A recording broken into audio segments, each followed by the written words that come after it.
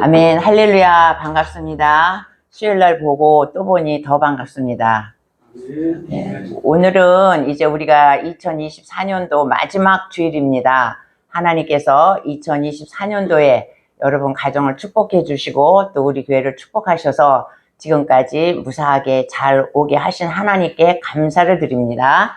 이제 내년에는 더 하나님께서 축복하시고 번창하게 되시기를 기도하면서 우리 하나님 앞에 영광의 박수 올려드리겠습니다.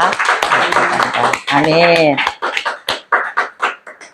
네, 오늘은 이제 여러분이 잘 아시는 말씀을 전하도록 하겠습니다. 요한복음 2장 1절로 12절 말씀 보시겠습니다. 144쪽 신약성경 144쪽 보시고 모니터를 보시기 바랍니다. 다 찾으셨으면 우리 교독하도록 하겠습니다. 사흘째 되던 날 갈릴리 가나에 혼례가 있어 예수의 어머니도 거기 계시고 예수와 그 제자들도 혼례 청함을 받았으니 포도주가 떨어진지라 예수의 어머니가 예수에게 이르되 저들에게 포도주가 없다 하니 예수께서 이르시되 여자여 나와 무슨 상관이 있나이까 내 때가 아직 이르지 아니하였나이다. 그의 어머니가 하인들에게 이르되 너희에게 무슨 말씀을 하시든지 그대로 하라 하니라. 거기에 유대인의 정결 예식을 따라 두세 통 드는 돌 항아리 6이 놓였는지라. 예수께서 그들에게 이르시되 항아리에 물을 채우라 하신즉 아그까지 채우니 이제는 떠서 연회장에게 갖다 주라 하시매 갖다 주었더니 연회장은 물로 된 포도주를 맛보고도 어디서 났는지 알지 못하되 물도온 하인들은 알더라. 연회장이 신랑을 불러 말하되 사람마다 먼저 좋은 포도주를 내고 시간 후에 낮은 것을 내거늘 그대는 지금까지 좋은 포도주를 부었도다 하니라. 예수께서 이 첫 표적을 갈릴리 가나에서 행하여 그의 영광을 나타내심에 제자들이 그를 믿으니라. 그 후에 예수께서 그 어머니와 형제들과 제자들과 함께 가버나움으로 내려가셨으나 거기에 여러 날 계시지는 아니하시니라. 아멘.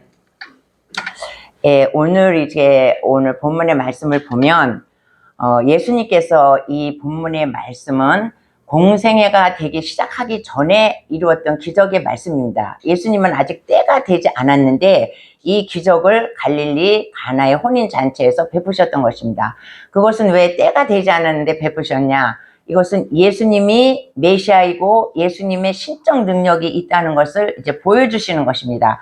그래서 이 갈릴리 가나의 혼인잔치는 예수님이 이 땅에 오셔서 공생의 기간 동안에 3년 반 동안에 많은 기적을 행하셨는데 그 중에 첫 번째 기적이 갈릴리 가나의 혼인잔치라는 것입니다. 여러분 다 아시죠? 우리가 이거는 기본적으로 알고 계셔야 돼. 갈릴리 가나의 혼인잔치는 예수님이 이 땅에 오셔서 제일 처음으로 행하셨던 기적이다. 이것은 우리가 기본적으로 이제 좀 알고 있어야 됩니다. 그래서 이제 그 1절부터 이제 쭉 보면 예수님의 어머니 마리아가 이 혼인을 하고 있는 혼주집에 와서 이렇게 분주하게 일하고 있는 모습이 보여집니다. 예수님의 어머니가 이 혼인집에 와서 이렇게 일을 하고 계셨다는 것은 예수님과 예수님의 어머니와 그 혼주와 아주 깊은 친분 관계가 있다는 것이죠. 그러니까 친인척 관계라고 봐도 될 것입니다. 그래서 거기서 일을 봐주시고 또한 예수님도 초청을 하셨어요. 그리고 제자들도 초청을 하셨습니다.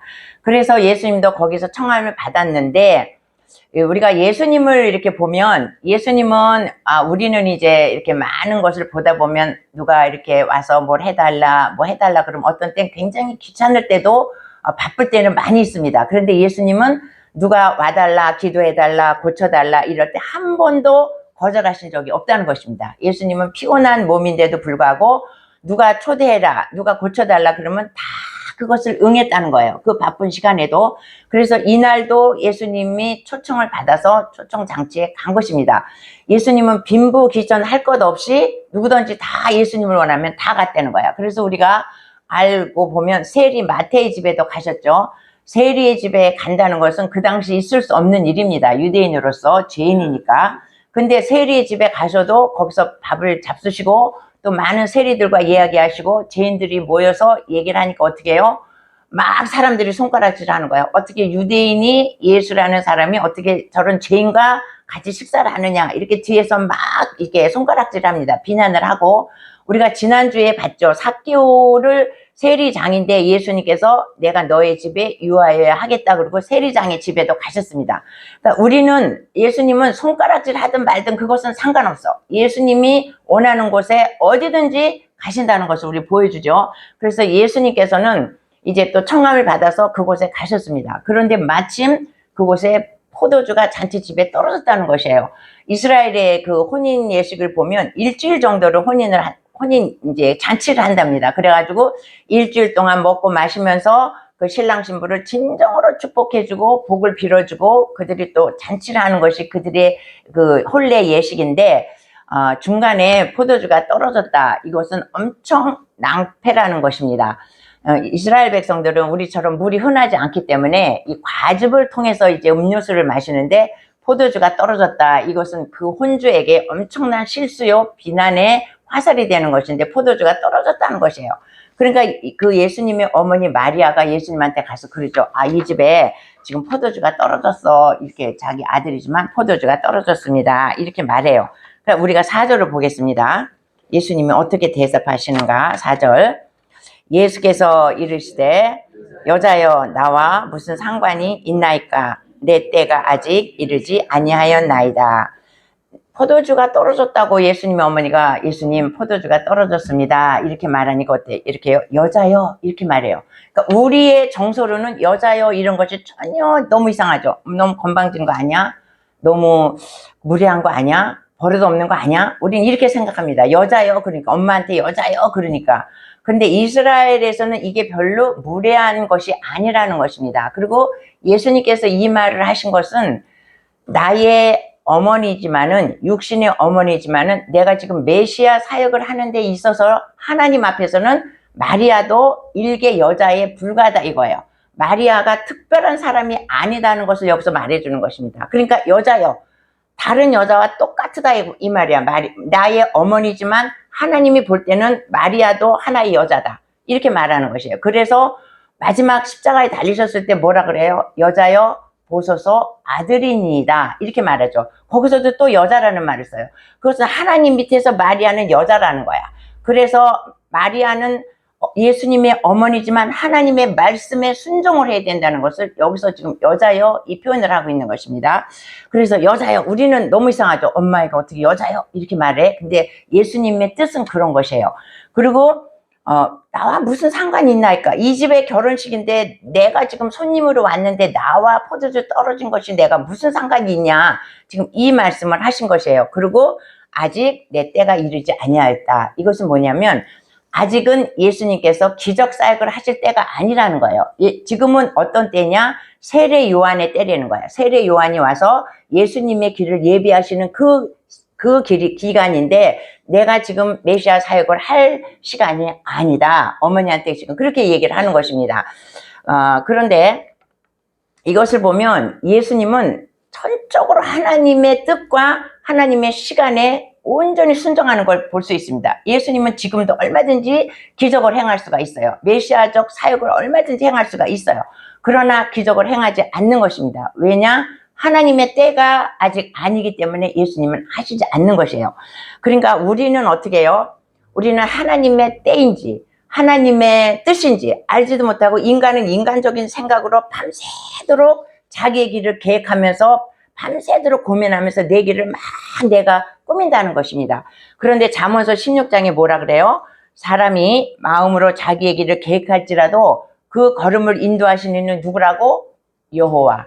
내가 막 내 길을 인도해. 나 혼자 계획하고. 그러나 그 길을 인도하시는 이는 여호와다는 것입니다. 그러니까 내가 길을 인도해도 내가 막 짜도 하나님의 뜻이 아니면 이루어지지 않고 내가 계획해도 하나님의 때가 아니면 안 이루어진다는 것입니다. 그래서 우리가 이제 비유를 보면 어리석은 부자의 이야기를 여러분 아시죠? 어리석은 부자가 있었는데 한 해 농사를 졌는데 너무 농사가 많이 됐어. 그래서 자기가 갖고 있는 뭐라 그러죠? 광이라고 그러나 뭐라 그러나 그걸 저장해 두는 걸 뭐라 그러죠? 하여튼 그 관 같은 거, 곡간이 있었어. 자기가 갖고 있는 곡간이 요만하게 있었는데 농사가 너무 많이 잘 돼가지고 곡간을 크게 줬어요. 크게 줘놓고 자기가 농사한 걸 거기다 다 집어넣고 너무 좋아하는 것입니다. 그러면서 뭐라 그래요? 내 영혼아, 여러 해 쓰고 쓸 것이 이 속에 가득 찼다. 내가 먹고 마시고 즐기고 할 것이 이 속에 가득 찼으니까 내 영혼아, 우리 즐기자. 자기 혼자 그러는 것입니다. 그런데 하나님께서 뭐라 그래요? 이 어리석은 자야, 오늘 밤 내 영혼을 내가 취해가면 이 곡식이 다 누구 것이 되겠느냐, 이렇게 말씀하시죠. 하나님의 뜻대로 아니하고 그 곡식도 지 것이라고 생각하고 갔을 때 하나님이 그 사람의 영혼을 구원하면, 그 사람이 하나님을 데려가면 그 나머지 재물은 무엇이냐 이거예요. 그러니까 우리가 하나님의 뜻과 하나님의 때를 잘 기다리면서 하나님의 뜻을 바라보면서 살아가야 할 것을 말하고 있습니다. 인간이 하나님의 뜻을 이제 저도 이제 이렇게 옛날에 이렇게 사업을 막 확장하고 이렇게 했을 때 정말 이렇게 하나님의 뜻이 무엇인가를 알았더라면 이런 실패를 안 했을 텐데, 그런 것을 알지 못하고 인간의 힘으로 인간의 뜻대로 이렇게 하면 되겠지 하면서 그렇게 막 했던 것이 이제 생각이 나는 것입니다. 이렇게 뭐든지 우리가 하나님 앞에 물어보고 이것을 해도 괜찮은지 기도해보고 이렇게 했으면 실패가 없었을 것이에요. 그런데 내 뜻대로 했기 때문에 실패를 하는 것이죠. 하나님의 뜻이 아니었기 때문에. 그래서 이렇게 모든 것은 전도서에 그렇게 말하지 않습니까? 천하의 범사에 다 기한이 있고 천하 만사에 다 때가 있다, 이렇게 말하고 있습니다. 그래서 우리는 그것을 잘 알고 하나님의 때와 기한과 하나님의 뜻을 잘 알고 이 일을 해야 된다, 이제 이 말씀이에요. 근데 이제 어떻게 보면 마리아는 나는 나하고는 상관도 없고 어머니 나하고는 상관도 없고 내 때가 아직 이르지 않았다, 그렇게 말했는데 이 마리아가 뭐라 그러는지 아십니까? 마리아가 5절을 보겠습니다. 그의 어머니가 하인들에게 이르되 너희에게 무슨 말씀을 하든지 그대로 하라 하니라. 이 지금 우리가 이 문맥상을 보면 예수님이 노한 거예요. 노한 건데 마리아는 하인들에게 가서 예수님이 너희들에게 무슨 말을 하든지 너희들은 그대로 따라라, 이렇게 말하는 거예요. 그래서 여기서 마리아는 우리가 이 마리아의 믿음을 우리가 따라가기를 원합니다. 마리아는 뭐예요? 예수님이 안 된다는 식으로 말을 했지만 마리아는 내가 이렇게 말했으니 저 예수님은 반드시 그것을 행해 줄 것이라는 확신을 가지고 그것 하인들에게 그 말을 한 것입니다. 왜 마리아가 그 말을 했을까? 마리아는 예수님을 기르면서 예수님이 신적인 능력이 있다는 것을 알았고 예수님한테 초자연적인 능력이 있다는 것을 알았습니다. 그래서 예수님의 어머니가 그렇게 말하면 예수님이 들어주실 것이라는 확신을 가지고 있었다는 것입니다. 그래서 예수님이 오케이 안 했는데도 불구하고 하인들에게 그대로 하라, 이렇게 말한 것이에요. 그래서 우리는 이제 어떻게 해요? 우리의 신앙을 보면 우리는 기도를 많이 해. 기도를 많이 하고 이것이 이루어지겠다는 확신이 없어. 그러니까 기도하고 끝이야, 우리는. 근데 이 마리아의 우리가 신앙을 본받을 것은, 마리아는 자기가 예수님한테 부탁을 했는데 예수님이 나의 이 부탁을 반드시 들어줄 거라는 확신을 하고 있었다는 거예요. 그러니까 우리가 기도를 하면 하나님께서 나의 기도를 반드시 들어주신다, 그런 확신을 가지시기를 바랍니다. 예, 그래서 우리가 엘리야를 보면 엘리야가 갈멜산 꼭대기에 가서 비가 오기를 간절히 기도하지 않았습니까? 비가 오기를 간절히 기도하는데 어떻게 기도해요? 간절히 기도하는데 이 머리를 무릎에 박고 이렇게 하고 기도하는데 여러분 한번 해보세요. 그 자세가 얼마나 힘든 자세인가. 간절히 기도한 다음에 자기 하인에게, 자기 그 사환에게 비가 오나 저 바닷가 쪽에 가봐라. 그러니까 하인이 와서 아무 징조가 없습니다. 그러니까 또 이렇게 머리를 박고 또 기도해. 그리고 다 열심히 기도하고 나서 또 가봐라. 그러니까 증거가 없습니다. 또 기도해. 엘리야가 또 기도해. 없습니다. 엘리야는 하나님의 응답이 올 때까지 7번 그렇게 힘든 기도를 했다는 것입니다. 그래서 7번 기도하니까 어때요? 사환이 와서 저쪽에 요만한 손바닥만한 구름이 있습니다. 그러니까 응답을 받았구나. 그러면서 아합에게 쫓아가죠. 비가 온다. 그러면서 아합에게 쫓아갑니다. 그럼 뭐냐면 하나님이 우리에게 금방 기도의 응답을 안 해줄 수 있다는 거예요. 그러나 우리는 엘리야처럼 아주 간절하게 응답이 될 때까지 7번씩 힘들게 기도하라 이거예요. 그러면서 내가 이렇게 힘들게 기도하면 하나님은 반드시 나에게 응답해 주신다. 이런 믿음의 확신이 있는 사람이 응답을 받지, 기도를 많이 해 우리는. 그러고서는 될래나? 이러면 하나님은 응답해 주시지 않는다는 것입니다. 내 병을 고쳐줄래나? 안 된다는. 하나님, 내가 이렇게 기도했으니 하나님은 반드시 기도해 주실 줄로 믿습니다. 이래요. 내 믿음대로 될저다. 주님 분명히 그렇게 말씀하셨습니다. 내가 기도하고 믿은 줄로, 받은 줄로 믿으라고 그렇게 말씀하셨기 때문에 우리는 기도하고 그것을 받은 줄로 믿어야 될 줄로 믿습니다. 우리의 신앙이 조금 이제 적극적이고 확실하고 그런 신앙으로 우리가 변화될 것이에요. 그래서 이제 마리아가 너희들은 그대로 예수님 무슨 말씀을 하시든지 그대로 하라. 마리아는 이 하인들에게 뭐예요? 절대 순종을 가르칩니다. 토달지 말고 절대로 순종하라. 우리는 뭐예요? 하나님의 말씀에, 이 하나님의 말씀에 절대 순종하라는 것입니다. 그러니까 이 말씀을 보면서 이거는 이해가 가니까 오케이, 이거는 내 기준으로 이해가 안 되니까 안 믿어, 이런 것이 아니라 우리는 하나님의 말씀을 절대 순종하는 것을 마리아가 하인들에게 말하는 것입니다. 우리 순종의 대명사 아브라함이죠. 아브라함은 뭐예요? 하나님을 잘 알지도 못했을 때, 우상을 섬기고 있을 때 뭐라 그래요? 네 친척 본토 아비집을 떠나서 내가 지시할 땅으로 가라. 갔어요. 아무것도 없이. 그리고 내 아들 독자 이삭을 모리아산에서 나에게 제물로 바쳐라. 그랬을 때 아무 말 없이 그것을 바쳤다는 것입니다. 그랬을 때 아브라함이 얼마나 많은 축복을 받았나. 우리의 믿음의 조상이 되었고 그 자손들이 이를 말할 수 없는 축복을 받았다는 것을 우리가 알게 됩니다. 그래서 이제 마리아가 그렇게 시켰습니다. 그러니까 예수님은 또 이제 마리아한테는 나하고 무슨 상관이 있습니까? 그렇지만 또 응답해 주시는 예수님을 우리가 보게 됩니다.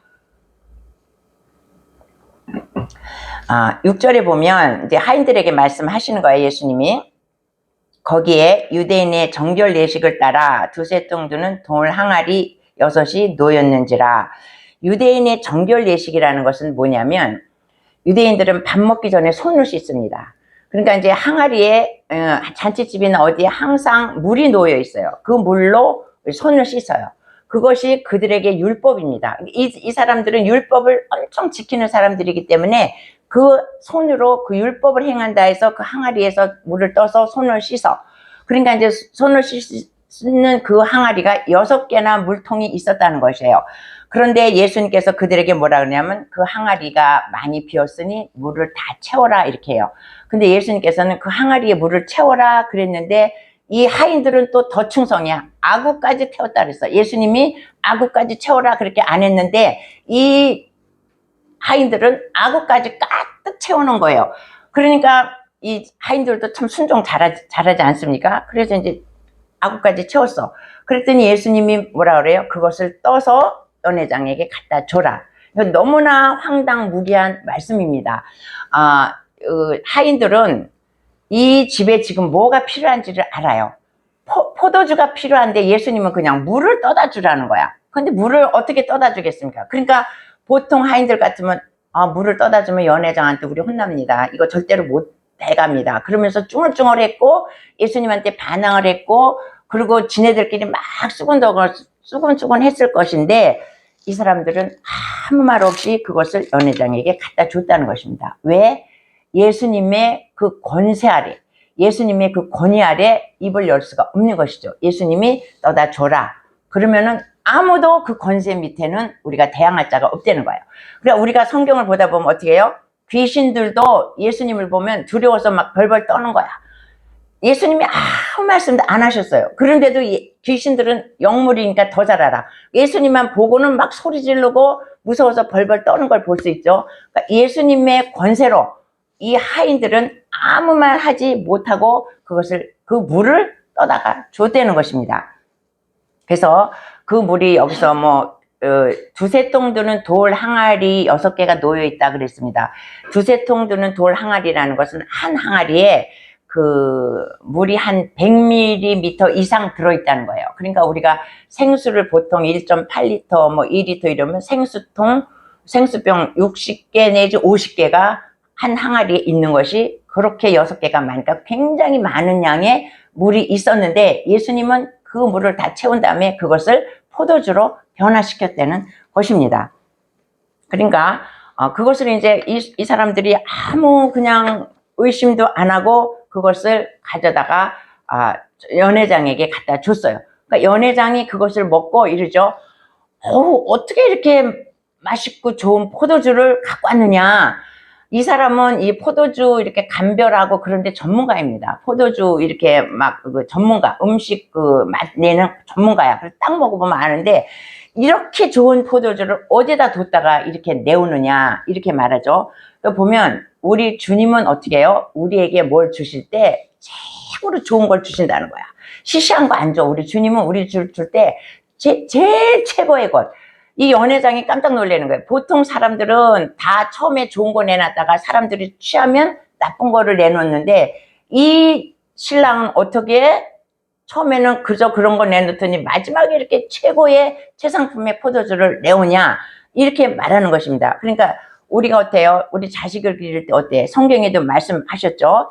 부모는 떡을 달라 하면 돌을 줄 자가 없다 그랬어. 또 생선을 달라 그러면 뱀을 줄 아버지가 없다 그랬어. 악인도 자녀들에게는 좋은 것을 줘요. 요즘에 부모들 애들 기르는 거는 말도 못하죠. 말도 못하게 아주 귀하고 최고 좋은 것으로 자기 자녀를 기릅니다. 정말 너무하다 싶은 것을 할 정도로 자기 새끼들을 막 말도 못하게 좋은 것을 먹이고 입히고 그러죠. 그러나 자기 자식에게도 악인도 그렇게 좋은 것을 준다는 것입니다. 그러나 하나님은 그거보다 훨씬 더 좋은 것으로 우리에게 주신다는 거예요. 그러니까 하나님은 우리에게 최상품의 최고의 것을 우리의 기도에 응답으로 주신다는 것입니다. 그래서 이렇게 좋은 포도주를 주셨어요. 근데 하나님이 주실 때 우리가 이제 그 성경을 쭉 살펴보면 포도주가 이 집에서 떨어졌다. 그러면 예수님이 포도주 나와라. 그래 포도주 뚝딱 나오는 것이 아니에요.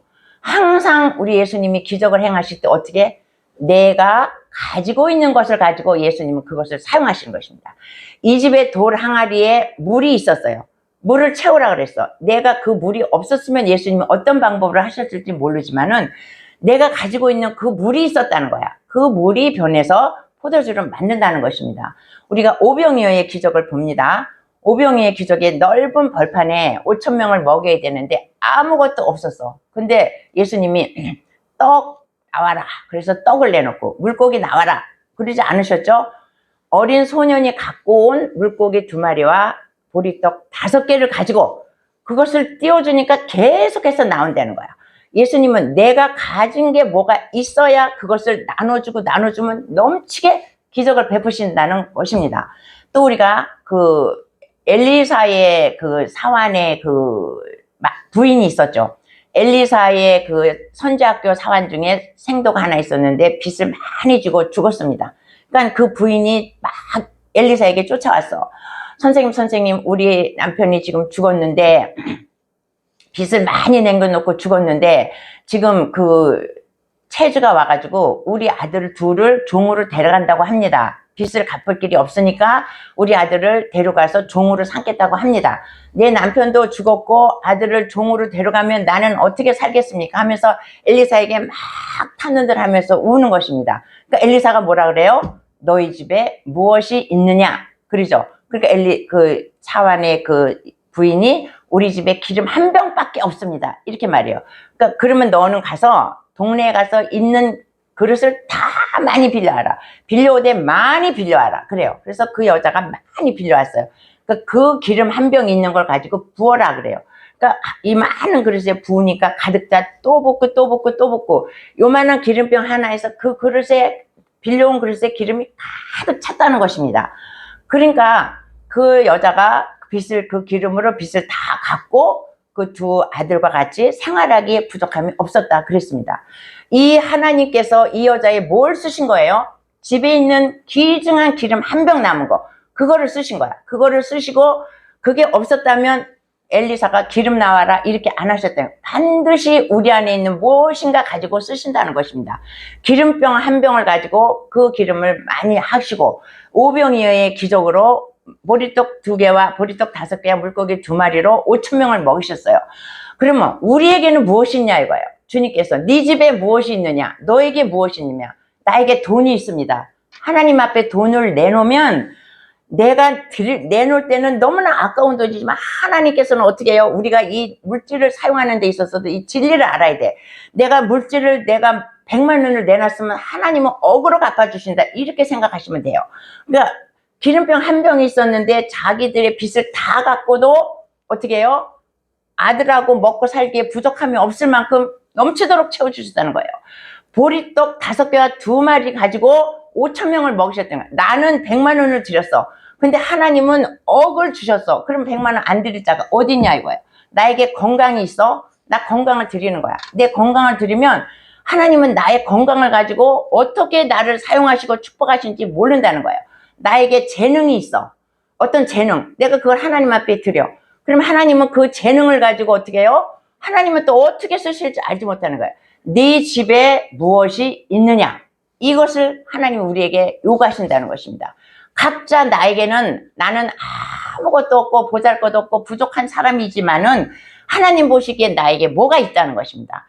그 넓은 벌판에 그 조그만 애가, 조그만 소년이 그 물고기 2마리와 보리떡 5개, 그거 가지고 하나님이 기적을 일으킬지 어떻게 알았냐 이거예요. 그것을 이 애가 내놨을 때 그런 기적이 일어났다는 거예요. 우리에게는 다 뭔가 재능이 있고 가진 게 있습니다. 그것을 내놓을 때 하나님이 넘치도록 축복을 해준다는 것을, 이 원리를 아시기를 바라겠습니다.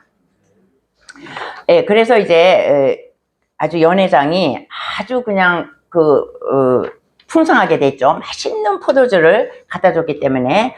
그래서 이제 9절에 보면 이제 이렇게 말씀합니다. 연회장은 물로 된 포도주를 맛보고도 어디서 났는지 알지 못하되 물도온 하인들은 알더라. 그래요. 연회장은 이게 어디서 났는지 알아. 근데 몰라. 근데 아는 사람은 누구예요? 하인들은 그것을 안다는 것입니다. 이렇게, 그래서 하나님의 영광을 보는 것은 어떤 사람들이냐?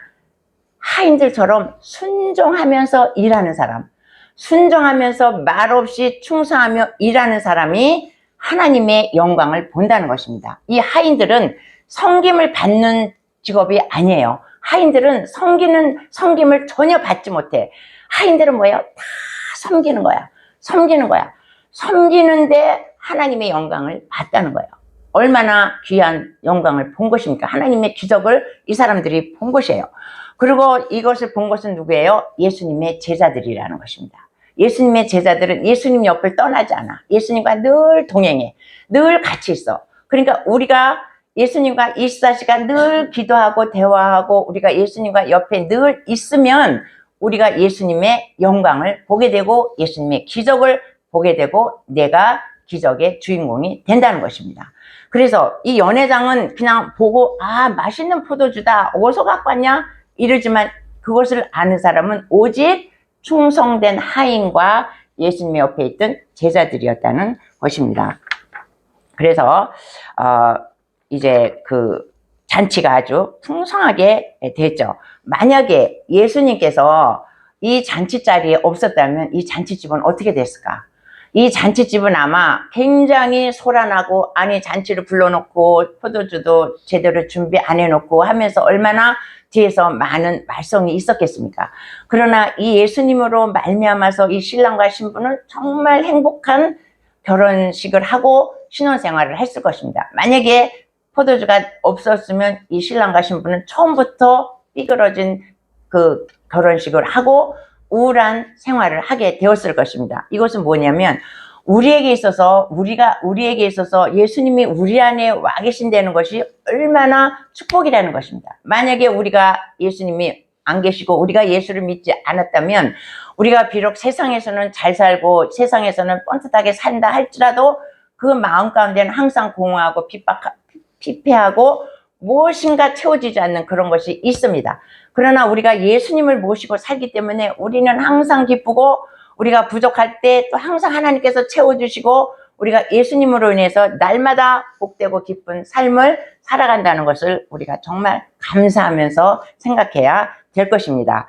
그래서 이 물이 포도주로 변했다는 이 사건을 우리에게 알려주신 것은 이스라엘 백성들은 그 율법, 정결의식, 그것을 율법을 굉장히 중요해서 어떻게 해요? 그 정결의식으로는 손밖에 못 씻어. 근데 우리의 사람을 완전히 변화시키는 것은 무엇이냐? 물이 포도주 된 사건은 인간이 죄인 된 것에서 우리가 하나님의 백성이 된 것을 말해주는 것입니다. 그리고 우리가 물이 포도주 된 것은 우리가 죽을 수밖에 없는 사람이었는데 예수님으로 인해서 우리가 영원히 영생을 얻는 사람이 되었다는 것입니다. 우리에게 보여주시는 것이 이 사건이에요. 그러니까 우리가 가나의 혼인잔치, 갈릴리 가나의 혼인잔치, 우리가 이제 이런 것은 이렇게 쉽게 읽으면 다 알 수 있는 내용입니다. 그러나 이 내용 속에 이 말씀 안에 있는 내용을 우리가 생각해 보면 물이 변해서 포도주 된 사건은 그냥 물이 변해서 단순히 먹는 포도주로 변했다는 그것이 아니라 우리가 죄인이어서 죄로 죽을 수밖에 없었지만 우리가 물이 포도주로 된 것처럼 변해서 우리가 천국 백성이 되었다는 것입니다. 그리고 우리가 예수님을 만나기 전에 우리는 죽을 수밖에 없어. 그런데 우리가 하나님의 자녀가 되어서 영생을 얻는 그러한 축복이 우리들에게 있다는 것을 이 가나의 포도주 잔치에서 기적에서 우리가 그것을 짚고 넘어가야 하는 것입니다. 이 교훈을 여러분은 잊지 마시고 우리가 예수님으로 인해서 죄인이 살아나고 우리가 죽을 수밖에 없는 영혼이 자녀되고 하나님의 축복을 받는다는 것을 늘 감사하며 하나님 앞에 영광 돌리시기를 예수님 이름으로 축원합니다. 그리고 여러분들은 항상 기적의 주인공이 되시기를 바랍니다. 우리는 다 기적의 주인공입니다. 하나님은 우리에게 항상 좋은 것을 주시기를 원해요. 부모도 어때요? 악인도 자기 자녀들에게는 좋은 것으로 줄 알거든. 하물며 하나님께서 우리에게 얼마나 좋은 것을 주시겠냐 이거예요. 그러니까 우리가 기도한 것은 반드시 받은 줄 믿고 그렇다고 그냥 중원부원 기도하는 것이 아니라 엘리야처럼 간절히 기도하고 대답이 없으면 또 기도하고 또 기도하고 또 기도하고 응답이 될 때까지 계속 기도하고 하나님이 주실 것이라는 믿음을 가지고 확실히 기도하면 하나님의 응답이 반드시 있게 된다는 것을 여러분에게 말씀하고 있는 것입니다. 이런 기적의 주인공이 우리 갈릴리 교인들에게 임하기를 예수님의 이름으로 축원합니다. 아멘.